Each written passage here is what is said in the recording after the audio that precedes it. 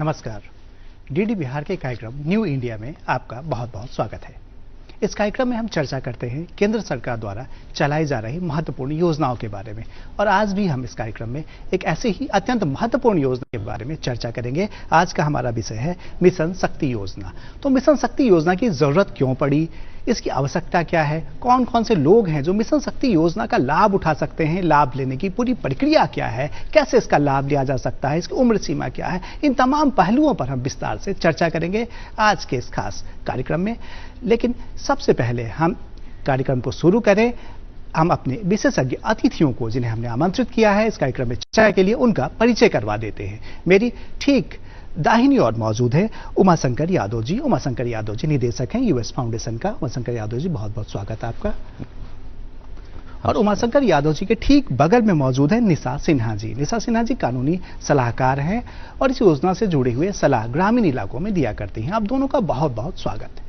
तो जैसा कि हमने कार्यक्रम के शुरू में ही बताया कि मिशन शक्ति योजना काफी महत्वपूर्ण योजना है और खासतौर पर ये महिलाएं कैसे सशक्त हों, इसको लेकर महिलाओं को जागरूक करती है। और इसके दो महत्वपूर्ण पहलू होते हैं, कैसे इसका लाभ लिया जाए, मिशन शक्ति योजना की जरूरत क्यों पड़ी। तो चलिए कार्यक्रम की शुरुआत करते हैं और इन सब तमाम पहलुओं पर हम चर्चा करते हैं। सबसे पहले हम उमाशंकर से जानना चाहेंगे। उमाशंकर जी, जैसा कि हमने कहा कि भाई मिशन शक्ति नाम से ही एक प्रतीत होता है कि मिशन शक्ति, तो इसकी क्यों जरूरत पड़ी, इसे क्यों शुरू किया गया, क्या कारण रहा है इस योजना के शुरू करने के, इसके पीछे सरकार की मंशा क्या है? आप सभी दर्शकों को बताएं कि भारत सरकार की बहुत ही महत्वाकांक्षी और बहुत ही महत्वपूर्ण परियोजना है। ये परियोजना का मुख्य उद्देश्य है कि महिलाओं को सुरक्षा, संरक्षा और उनके सशक्तिकरण के लिए मजबूती प्रदान करना है। तो सबसे पहले हम लोग को जानना चाहिए कि भारत सरकार के 15वें वित्त आयोग में 2021-22 से 2025-26 के दौरान इसको लिया गया था, और जिसका मुख्य उद्देश्य था कि महिलाओं को, जो संकटग्रस्त अभावग्रस्त महिलाएं हैं, उनको आश्रय गृह देकर उनकी सुरक्षा और संरक्षण प्रदान किया जाए, उनको उद्यमिता से जोड़ा जाए और उन्हें रोजगार व स्वरोजगार की जो मजबूती है वह दिया जाए। तो इसमें मिशन शक्ति योजना की दो उप योजनाएं हैं, एक संबल योजनाएं हैं और एक सामर्थ्य योजनाएं हैं। तो संबल योजनाएं के तहत जो है महिलाओं को 24 घंटे हेल्पलाइन की सुरक्षा प्रदान की जाती है। भारत में कहीं भी कोई भी महिला अगर कहीं भी है तो 1090 पर संपर्क करके अपने इस सुविधा का, इस हेल्पलाइन की सुविधा प्राप्त कर सकती हैं। दूसरा जो है वन स्टॉप सेंटर है, वहाँ भी महिलाएं अपनी सुविधा ले सकती है।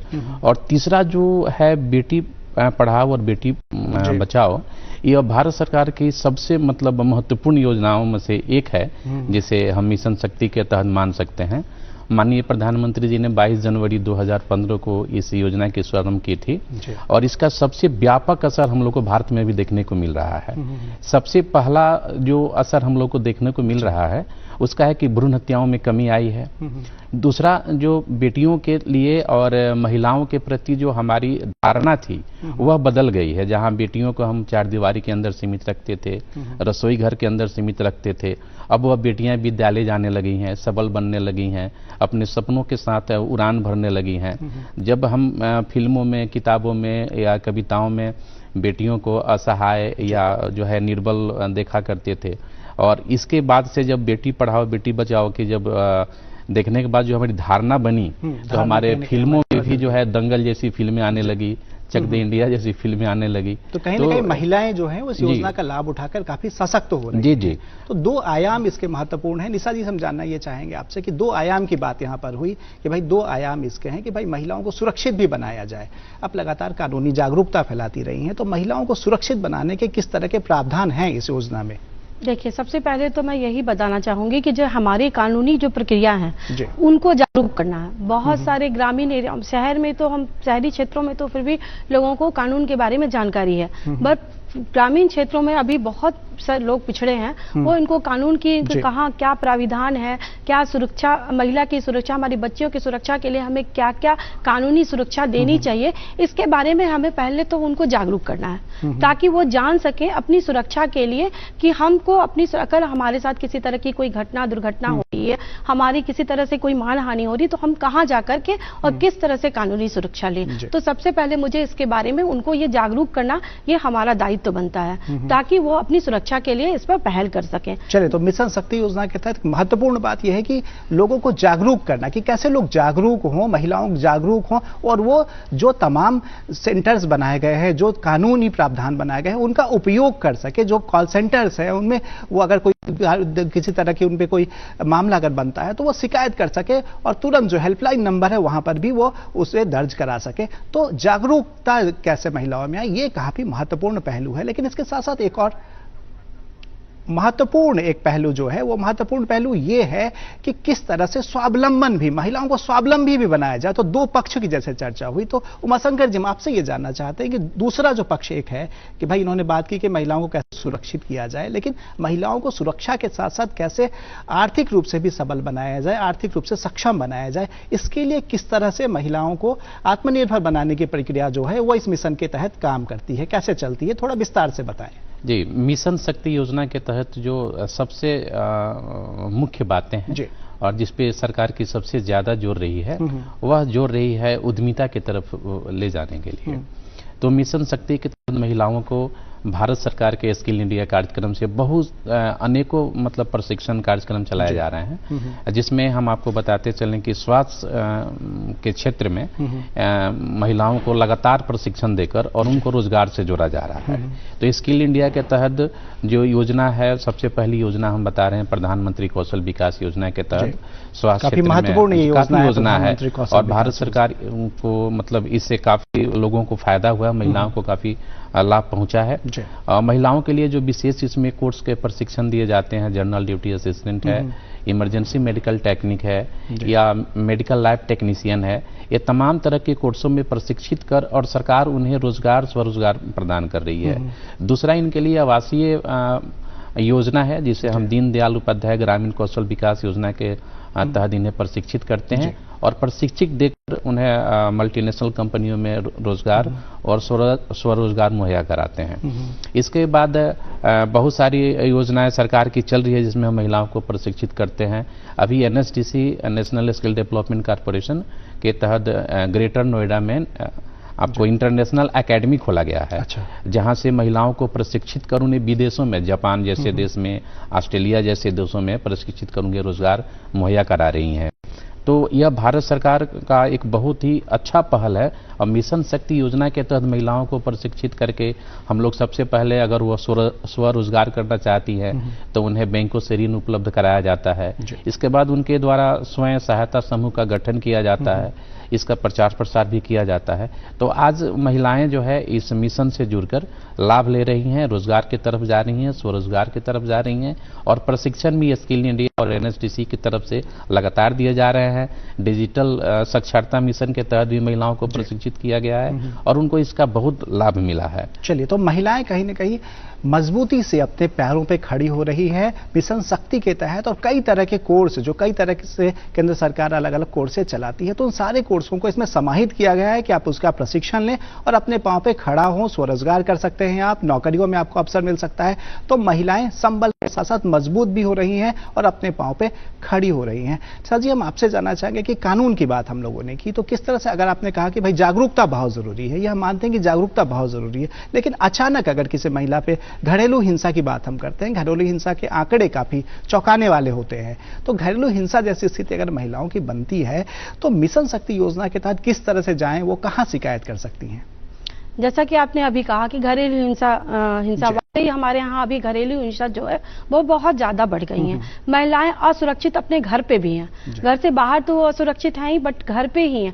इसके लिए बहुत सारे हेल्पलाइन नंबर आए हैं, जैसे 1090 पावरफुल हेल्पलाइन हो गया, 189 हो गया, आपको महिला हेल्पलाइन हो गया, 120 आपको स्वास्थ्य हेल्पलाइन हो गया, 1098 चाइल्ड हेल्पलाइन हो गया। ये सारी हेल्पलाइन जो हमारी सरकार ने सुविधा दी है ताकि वो महिलाएं जो घर को अपना असुरक्षित पा रही हैं, कहीं उनके साथ किसी तरह की हिंसा अगर घरेलू हिंसा भी हो रही है तो हमारे पास कानून है, घरेलू हिंसा एक्ट जो आया हुआ है उसके तहत बहुत सारे ऐसे प्राविधान किए गए जहां वो जाकर के कानूनी सुरक्षा ले सकती हैं। उसके तहत वो एफआईआर कर सकती हैं और एफआईआर करने के बाद अगर किसी भी तरह से कहीं भी हमारी एफआईआर पे सुनवाई नहीं हो रही तो हम कोर्ट में जा सकते हैं और अपनी प्राविधान को लेकर के हम उसके हिंसा के तहत हम उस प्रोविजन में आ सकते हैं। एक तो ये घरेलू हिंसा में कोई महिला प्रताड़ित हो रही है तो मिशन शक्ति के तहत वह उसका एफआईआर दर्ज करा सकती हैं, अलग अलग जो कानूनी प्रक्रिया है उसके तहत उसका लाभ ले सकती हैं। और अगर सुनवाई नहीं हो रही है जैसा कि निशा जी ने बताया तो उसके लिए भी उन्हें प्रावधान है कि वो न्याय का दरवाजा खटखटा सकती हैं, ये बता सकती है भाई हमारी सुनवाई नहीं हो रही है, उस पर कार्रवाई जरूर होगी, कार्रवाई को गति जरूर दी जाएगी। बालिका शिक्षा की बात हो रही थी कि भाई मिशन शक्ति के तहत बालिकाओं की शिक्षा में काफी इजाफा हुआ है। उमाशंकर जी से जानते हैं, उमाशंकर जी कैसे, अगर शिक्षा की बात करते हैं महिलाओं की शिक्षा की, तो कैसे इजाफा हुआ है, क्या क्या महत्वपूर्ण कदम है इसमें मिशन शक्ति के तहत? इससे पहले सर अभी आप बताएं कि बेटी पढ़ाओ और बेटी बचाओ, जब ये योजना आई तो हमारी धारणा बदली और अभी जो बेटियों को जिस तरह से हम लोग बाहर विद्यालय में पढ़ने के लिए भेज रहे हैं, वो अपने सपने बुन रही हैं, उसका सबसे बड़ा कारण मिशन शक्ति योजना से भी है। और अभी मिशन शक्ति योजना के तहत एक भारत सरकार की नई योजना आई है कि 8वीं क्लास के बाद जो भी लड़कियां हैं उनको एक व्यावसायिक प्रशिक्षण दिया जाना है। तो उस व्यावसायिक प्रशिक्षण को अनिवार्य कर दिया गया है। कोई भी विद्यालय है तो उसमें वो व्यावसायिक प्रशिक्षण लेकर और एक सबल बन रही हैं। पहले लोग यह सोचते थे कि बेटी की शादी करना है उसके लिए दहेज के पैसे इकट्ठे करने हैं, लेकिन अब लोग यह सोच रहे हैं कि बेटियों को पढ़ाना है, उन्हें व्यावसायिक प्रशिक्षण देकर उन्हें रोजगार से जोड़ना है, उनको अपने पैरों पर खड़ा करना है। तो मिशन शक्ति की सबसे बड़ी सफलता यही है कि हमारे परिवार में जो महिलाएं हैं वह अपने बेटियों के लिए सोच रही हैं। पुरुष सोचे न सोचे, लेकिन महिलाएं जो है अपने बेटियों को सबल बनाने में लगी हुई हैं, उनको सशक्तिकरण के तरफ मजबूती प्रदान करने में लगी हुई हैं। और यह मिशन शक्ति से जो भी महिलाएं जुड़ी है या जिनका प्रचार प्रसार सरकार के द्वारा किया गया है, जैसे कि अभी बहुत सारे विद्यालय में महिलाओं के लिए प्रशिक्षण शिविर भी लगता है और सरकार भी इसकी व्यवस्था कर रही है। तो लड़कियों के लिए एक अलग तरीके से प्रशिक्षण शिविर का शुरुआत की गई केंद्र सरकार के द्वारा। और इससे तो बेटियां कहीं न कहीं मिशन शक्ति के तहत पढ़ भी रही हैं और बढ़ भी रही हैं और उनका सशक्तिकरण भी हो रहा है, तो काफी महत्वपूर्ण ये योजना है। निशा जी, हम ये जानना चाहते हैं कि जैसा अभी ये बात हुई कि भाई काफी महत्वपूर्ण ये योजना है और दो महत्वपूर्ण इसके हिस्से हैं, दो महत्वपूर्ण भाग इसके हैं कि भाई महिलाओं को सुरक्षित भी रखिए और महिलाओं को आत्मनिर्भर भी बनाइए। अगर हम सुरक्षा की बात करें तो जैसा कि अभी घरेलू हिंसा पर चर्चा हो रही थी आपके साथ, तो घरेलू हिंसा के बाद कई जगह ये भी है कि वर्क प्लेस पे, अगर शहरों की हम बात करते हैं तो कई जगह दफ्तरों में भी उनके साथ हिंसा जैसी बातें होती हैं, तो इससे कैसे निपटा जाए। साथ ही साथ अब एक नई जो प्रणाली आई है, हम डिजिटल एरा में जी रहे हैं, डिजिटल युग में जी रहे हैं, तो कई बार डिजिटल हिंसा महिलाओं के साथ होती है, उन्हें मानसिक रूप से प्रताड़ित किया जाता है डिजिटल तस्वीरों के जरिए, डिजिटल जो है व्यंग्य के जरिए। तो इस तरह की अगर चीजें महिलाओं के साथ हो रही है तो इसके लिए कौन सा फोरम ये योजना उपलब्ध कराती है महिलाओं को? देखिए, आपने जैसे बहुत अच्छी बात बोली कि महिलाओं को संबल भी होना चाहिए, सामर्थ्य भी होना चाहिए। तो ठीक है, पहले तो हमें ये देखना है कि जैसे बेटी बचाओ बेटी पढ़ाओ ये योजना सरकार ने कहा चलाया, तो सबसे पहले तो हमें घर से ये शिक्षा देनी चाहिए। हमें इक्वलिटी की भावना रखनी चाहिए, चाहे वो हमारा लड़का हो या लड़की हो, दोनों को बराबरी होनी चाहिए। भ्रूण हत्या जैसी चीजों को रोकनी चाहिए, क्योंकि इससे क्या है, हमारी आधी आबादी जो है वो धीरे धीरे खत्म हो रही है, तो इनको बचाना चाहिए। जहां तक अगर कार्यस्थल में जैसे कि महिलाओं के साथ असुरक्षित जो फील कर रही हैं, कहीं भी वो घर में और बाहर कार्यस्थल में भी ऐसा होता है, कई बार ऐसा होता है कि महिलाएं अपने ऑफिस में दफ्तर में काम कर रही होती हैं तो उनके बॉस होते हैं, उनके कलीग होते हैं, वो उनसे छेड़छाड़ करते हैं। इसके लिए मैं यही महिलाओं से कहना चाहूंगी कि जैसे अगर उन्हें लगता है कि हमारे कलीग्स हैं या हमारे जो बॉस हैं वो किसी तरह के आपत्तिजनक वो मेरे साथ व्यवहार कर रहे हैं, इट मीन्स कि वो मेरे साथ कहीं टच करना, बॉडी को मेरे टच करना या किसी तरह से ऐसी कुछ भप्तियां कसना, जो हमें उसी समय उनको रोक देना चाहिए ताकि वो आगे बढ़ ना सके। इसके बावजूद भी अगर हमें ऐसा लग रहा है कि नहीं, इनके बाद भी वो नहीं रोक रहे, तो अमूमन जैसे कानूनी प्रक्रिया होती है, हम उनके खिलाफ भी अगेंस्ट एक्शन ले, एफआईआर करवाएं, कोर्ट में जाएं, न्याय से गुहार लगा। डिजिटल हिंसा भी काफी बढ़ रही है। डिजिटल हिंसा भी काफी बढ़ रही है, उसके लिए भी हमारे यहाँ साइबर सेल चला हुआ, साइबर क्राइम बहुत सारी ऐसी हैं क्योंकि सोशल मीडिया अभी बहुत ज्यादा एक्टिव है और बहुत सारी महिलाएं बच्चियां जो सोशल साइट पेज पे एक्टिव हैं,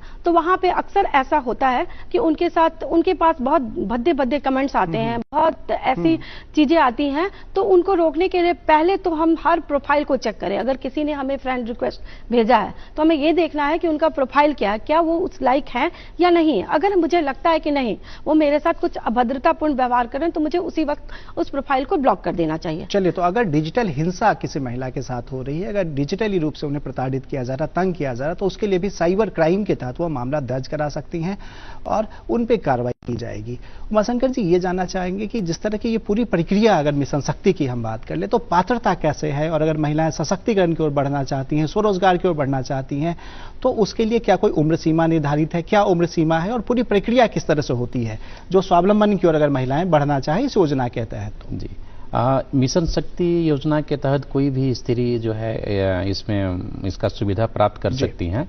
उनकी सबसे पहली पात्रता है कि वो उनकी जो उम्र है वो 18 वर्ष से अधिक होनी चाहिए और उनके पास जो है वो भारत की नागरिक हों, उनका जो आय आर्थिक आमदनी है वह कम होनी चाहिए और उनके स्वरोजगार के लिए जो सबसे पहल की जा रही है कि स्वयं सहायता समूह भी बनाया जा रहा है और मुद्रा लोन की भी उनको फैसिलिटी दी जा रही है।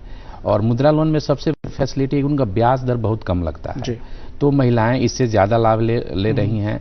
उसके बाद स्वरोजगार के लिए उनको कौन से स्वरोजगार की बात आपने की, स्वरोजगार का जिक्र किया आपने, तो कौन से स्वरोजगार वैसे हैं जिन्हें महिलाएं, जो हमारी महिलाएं कम पढ़ी लिखी महिला है, तो प्रधानमंत्री विश्वकर्मा योजना के तहत पहले उनको सिलाई कटाई का प्रशिक्षण दिया जा रहा है, फिर 15,000 रुपये उनको मशीन खरीदने के लिए दिया जा रहा है, फिर मुद्रा लोन से उनको व्यवसाय करने के लिए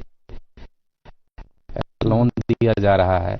उसके बाद जो महिलाएं ज्यादा पढ़ी लिखी हैं उनको भारत सरकार के राष्ट्रीय कौशल विकास निगम के द्वारा उनको प्रशिक्षित किया जा रहा है, फिर उन्हें स्वरोजगार से जोड़ा जा रहा है या वो नौकरी करना चाह रही हैं। एक लंबा आपका एक अनुभव रहा है, तो आप ये बताएं कि किस तरह के रोजगार, जो खासतौर से ग्रामीण महिलाओं की अगर हम बात करते हैं, तो कौन कौन सा रोजगार उन्हें मिल रहा है, जो कि आपने काफी करीब से देखा है, आप लगातार इससे काम कर रहे हैं इस पर, तो कौन कौन से रोजगार हैं जो आसानी से महिलाओं को उपलब्ध कराया जा सकता है और महिलाएं कर रही हैं वो रोजगार?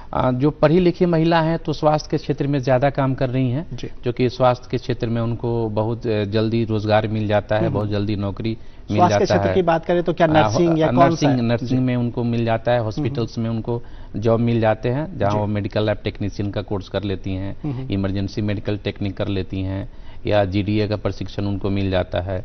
इसी तरह से महिलाएं जो है ब्यूटिशियन का कोर्स कर लेती हैं। अपने अस्पतालों का जिक्र किया, स्वास्थ्य सेक्टर का जिक्र किया, तो क्या स्वास्थ्य सेक्टर में उन्हें अगर ये कोर्स कर लेती हैं तो क्या सरकारी जो हॉस्पिटल्स हैं वहां भी इनकी वहां भी इनको अपॉर्चुनिटी मिलता है, सरकार के द्वारा वहां भी इनको रखा जाता है। जैसे अभी पिछले कुछ समय जो कोरोना का काल चला, उस कोरोना के काल में जो है महिलाएं जो प्रशिक्षित हुई थी राष्ट्रीय कौशल विकास निगम से, उनको वहां सेवा में रखा गया और वो काफी बेहतर की, पुरुषों के मुकाबले वो काफी अच्छे से सेवा की और एक तरफ से भारत के इस राष्ट्र निर्माण में अपनी भागीदारी सुनिश्चित की। तो जो महिलाएं प्रशिक्षित होकर रोजगार की तरफ जा रही हैं, स्वरोजगार की तरफ जा रही हैं, वो देश के लिए तो काम कर ही रही हैं, अपने परिवार की भी आर्थिक और सामाजिक स्तर पे एक पहचान बना रही हैं। तो ये तो शहरी महिलाओं की हमने बात की कि जो पढ़ी लिखी महिलाएं हैं कि वो हेल्थ सेक्टर की ओर अपना रुख कर सकती हैं, लेकिन काफी वैसी महिलाएं हैं जो कम पढ़ी लिखी हैं, ग्रामीण इलाकों में रहती हैं, तो उनके लिए क्या व्यवस्था है? वो अगर रोजगार करना चाहे तो कौन कौन सा रोजगार ऐसा है जिसमें वो अपना मेहनत कर सकती हैं, उसका स्किल ले सकती हैं, डेवलप कर सकती हैं? अभी प्रधानमंत्री विश्वकर्मा योजना के तहत उनको अभी हम बताया कि वो सिलाई कटाई का प्रशिक्षण ले सकती हैं, सिलाई कटाई का जी, ब्यूटिशियन का प्रशिक्षण ले सकती हैं, उसके बाद जो है हस्तकला की प्रशिक्षण ले सकती हैं। और सबसे बड़ी बात है कि सरकार इसमें उनको मदद भी कर रही है, उनको रोजगार के लिए मदद कर रही है, उनको स्वरोजगार के लिए मुद्रा लोन के माध्यम से मदद कर रही है। तो ग्रामीण महिलाएं ही अभी ज्यादा सक्सेस हो रही हैं, स्वयं सहायता समूह बनाकर अपने जो घर के प्रोडक्ट हैं उसको बाजार में ला रही हैं, बाजार में सेल हो रहा है। लोन की बात आपने की कि भाई कई तरह के लोन भी मिलते हैं, जी जी। तो अगर कोई महिला लोन लेना चाहती हो हो, जो हमारे दर्शक हों और इसके जरिए वो जागरूक होना चाहती हों कि भाई हमें लोन लेना है, तो कितना लोन मिलता है, लोन की सीमा क्या होती है और साथ साथ उसके लिए पात्रता क्या होनी चाहिए, कितने इंटरेस्ट रेट क्या होगा उसका, कैसे वापस करने की जो प्रक्रिया होगी वो क्या होगी, थोड़ा विस्तार से हमारे दर्शकों को बताएं। देखिए, मिशन शक्ति योजना के तहत तो सबसे पहले महिलाओं को ब्याज दर काफ़ी कम कर दिया गया है और सबसे पहले उनको अगर लोन लेना है तो मुद्रा लोन योजना जो है इसमें काफ़ी हद तक महिलाओं को 10,000 से 10 लाख तक का भी लोन प्रदान किया जा रहा है। उसके बाद प्रधानमंत्री रोजगार सृजन योजना, इसके तहत भी उन्हें लोन दिया जा रहा है। और उसके बाद है स्किल कौशल स्कीम के तहत, स्किल स्कीम के तहत भी उनको बैंक के द्वारा लोन दिया जा रहा है। और रोजगार के लिए आपका उद्यमिता लोन राज्य सरकार के स्तर पर भी दिया जाता है और भारत सरकार के स्तर पर भी दिया जाता है। आमतौर पे जो प्रक्रिया होती है वो क्या होती है, लोन कैसे ले सकते हैं, इसकी पात्रता क्या है, उम्र सीमा क्या कोई निर्धारित की गई है?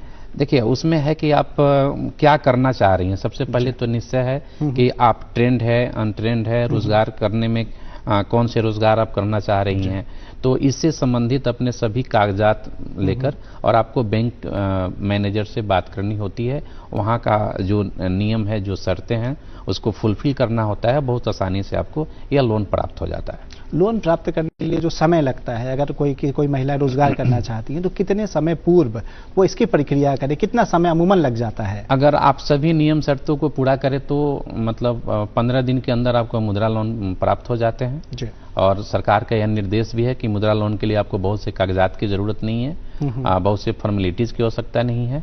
अगर आप सही काम कर रहे हैं और सही तरह से प्रशिक्षण लिए हुए हैं, रोजगार के प्रति अगर आपकी भावना सही है तो तुरंत आपको लोन प्रदान कर दिया जाता है। तो काफ़ी कम समय जो है वहाँ पर आपको लोन मिल सकता है। जो महिलाएं जो हम देख रही होंगी और वो करना चाहती होंगी रोजगार, तो वो काफ़ी कम समय में वो बैंक के पास जाएं, अपना जो प्रपोजल है वो लेके जाएं, उन्हें काफ़ी कम समय में जो मुद्रा लोन है वो मिल सकता है। इसके साथ साथ कई मिशन शक्ति के तहत कई तरह के लोन भी जो उनके लिए बनाए गए हैं वो उन्हें मिल सकते हैं और इसकी अवधि काफ़ी लंबी होती है, चुकाने की अवधि काफ़ी लंबी होती है और जो प्रक्रिया है वो काफ़ी आसान होती है। निशा जी, हम आपसे ये जानना चाहेंगे कि जैसे मिशन शक्ति की हम बात कर रहे हैं तो लगातार आपने बताया कि भाई मिशन शक्ति के तहत कई तरह की जो योजनाएं हैं उसको समाहित किया गया है महिलाओं के लिए कि वो उन्हें संबल मिल सके, उन्हें सुरक्षा मिल सके। तो कितना बदलाव आया है, खासतौर पर ग्रामीण इलाकों की बात करें जो असुरक्षित माना जाता रहा है, ग्रामीण इलाके काफ़ी सुदूरवर्ती जो इलाके हैं वहाँ पर, तो कितना बदलाव देखती हैं, चूँकि आप लगातार काम करती रही हैं इस सेक्टर में? देखिए, ग्रामीण क्षेत्र में पहले तो ये होता था कि ग्रामीण महिलाओं को पढ़ने के लिए नहीं दिया जाता, तो उनकी शिक्षा बहुत ज्यादा दबी हुई थी। अभी लोग जागरूक हुए हैं और उनकी शिक्षा पर ध्यान दें, क्योंकि अगर शिक्षा है तो ही हम अपनी सुरक्षा की भी बात कर सकते हैं। तो जागरूक तो यहाँ पहले शिक्षा के पॉइंट पे हुआ है, फिर हमारी सुरक्षा की बात हो रही है तो जगह जगह सरकार के द्वारा ग्राम अदालत की व्यवस्था की गई है, जहाँ पे न्याय मित्र रखे गए हैं, महिला हेल्प डेस्क की व्यवस्था की गई है। गाँव में जाकर के महिलाओं को जागरूक बनाया जा रहा है, उनको हेल्पलाइन की सुविधा नंबर दी जा रही है, बताई जा रही है, ताकि वो अगर उनके पास किसी भी तरह की कोई भी घटना होती है तो अब वो आकर डायरेक्ट अपने हेल्पलाइन के थ्रू वो अपना कंप्लेंट दर्ज करवा सकती हैं, या फिर वो जाकर के डायरेक्ट एफआईआर के थ्रू अपना हेल्पलाइन वो अपनी सुरक्षा के लिए गुहार लगा सकती हैं। कई बार महिलाओं के साथ अगर अत्याचार होता है तो महिलाएं मानसिक रूप से भी कई बार टूट जाती हैं काफ़ी। तो चलिए, कानूनी प्रक्रिया तो चलती रहती है, खासतौर पर मानसिक रूप से वो विखंडित हो जाती हैं, काफ़ी तनाव में आ जाती हैं, डिप्रेशन के शिकार हो जाती हैं। तो ऐसे में मानसिक रूप से सबल बनाने के लिए क्या कुछ योजनाएं इसमें है? देखिए, सबसे पहले तो मैं यही कहूंगी कि इस तरह की महिलाएं जो इनके साथ इस तरह की घटना घट रही है तो उन्हें पारिवारिक सपोर्ट मिलनी चाहिए, सामाजिक स्तर से भी उन्हें सपोर्ट मिलनी चाहिए। बहुत तरह की पुलिस हेल्पलाइन है, मनोचिकित्सा की व्यवस्था की गई है, सहायता समूह आश्रम भी दिया गया, महिलाओं के लिए शेल्टर की व्यवस्था की गई है। जो इस तरह की महिलाएं जो घर पे नहीं मतलब जिनको इग्नोर किया जाता है कि तुम्हारे साथ ये घटना हो गई, इस तरह की जैसे बलात्कार जैसी घटनाएं होती हैं, तो उसमें उनको मतलब घर वाले भी उन्हीं को दोष देते हैं कि तुम्हारे साथ ये हुआ। स्पेशल काउंसलिंग की किस तरह की व्यवस्था? काउंसलिंग में ये कि उन्हें उनका मनोबल बढ़ाना चाहिए, क्योंकि जो घटना उनके साथ घटी वो एक तरह का एक्सीडेंट था, जो हो चुका है वो एक्सीडेंट है, तो उन्हें मनोचिकित्सक के पास या हम सपोर्ट करें फैमिली के द्वारा, समाज के द्वारा। चलिए, तो पारिवारिक सपोर्ट जो है वो काफी महत्वपूर्ण रखता है। अगर किसी महिला के साथ कोई घटना घट गई तो पारिवारिक सपोर्ट महत्वपूर्ण होता है, परिवार का जो योगदान है वो काफी महत्वपूर्ण होता है। वैसे मिशन शक्ति के तहत काफी बदलाव ग्रामीण इलाकों में भी आए हैं, जैसा कि निशा जी बता रही है। उमाशंकर जी के पास चलते। उमाशंकर जी, बात रोजगार की हुई कि भाई महिलाएं तो ट्रेनिंग तो ले रही हैं, लेकिन इसके बाद वो अगर रोजगार करना चाहती हैं तो क्या सरकार उन्हें मौका उपलब्ध कराती है? बाजार काफी महत्वपूर्ण हो जाता है ऐसे में। कई मल्टीनेशनल कंपनियां जहां बैठी हुई हैं, तो क्या सरकारी जो टेंडर है उसमें महिलाएं लाभ ले सकती हैं, या फिर बाजार उपलब्ध कराने में सरकार किस तरह से मदद करती है? संक्षेप में बताएं। जी बिल्कुल, अभी जितने भी सरकारी योजना है उसमें महिलाओं को बाजार उपलब्ध कराया जा रहा है। जैसे हस्तकला देख रहे हैं, या खादी ग्राम उद्योग है, उसमें महिलाओं को बाजार दिया जा रहा है। कई मेले भी लगाए जा रहे हैं। जी, उनकी प्रदर्शनी लगाई जा रही है, उनके लिए एक अलग से बाजार की व्यवस्था की जा रही है। अभी बहुत से राज्य में बहुत से गांव हैं जहां की हस्तकला का जो प्रोडक्ट है वो हमारे बाजार में आ रहे हैं। जैसे मधुबनी पेंटिंग की बात करते हैं, जो विश्व स्तर पे अपनी पहचान बनाई हुई है।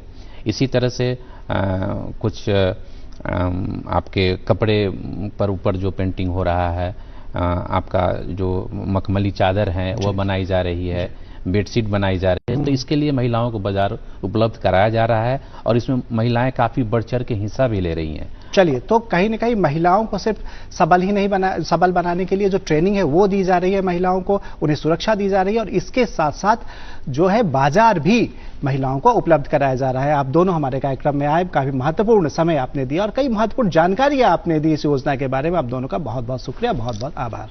तो देखा हमने कि किस तरह से मिशन शक्ति के तहत महिलाओं को सबल बनाया जा रहा है, महिलाओं को अपने पांव पे खड़े होने के लिए तैयार किया जा रहा है। तो आज के इस अंक में बस इतना ही। अगले एपिसोड में हम फिर चर्चा करेंगे किसी खास योजना के बारे में। तब तक के लिए मुझे दीजिए इजाजत। नमस्कार।